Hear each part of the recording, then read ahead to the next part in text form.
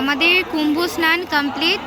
এখনও সঙ্গমে এত লোক ভর্তি, কারণ এটা চলবে যেহেতু, তিথি তো কাল অবধি আছে, আগামীকাল, তাই জন্য এখনও সবাই স্নান করছে।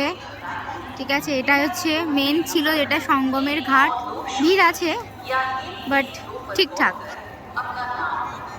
আর চেঞ্জিংয়ের জন্য এরকম প্রচুর রুম করা আছে।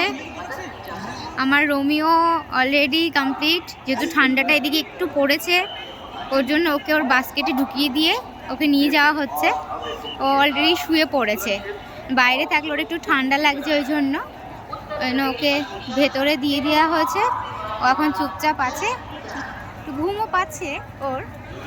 এই যে, আমরা সত্যিই ভাবতে পারিনি ওকে নিয়ে আসতে পারবো কুম্ভে। ইচ্ছা প্রথম থেকেই ছিল, বাট এত ভিড়, এত সবার কাছে, সবার মুখে, এত সোশ্যাল মিডিয়াতে যা শুনছি, একটু টেনশনেই ছিলাম ওকে নিয়ে আসাটা। বাট কোনো প্রবলেম কিছুই হয়নি, একদম খুব সুন্দরভাবে আমরা ঘুরতে পেরেছি, খুব ভালোভাবে। এই যে আমাদের রোমিও ঘুমাচ্ছে।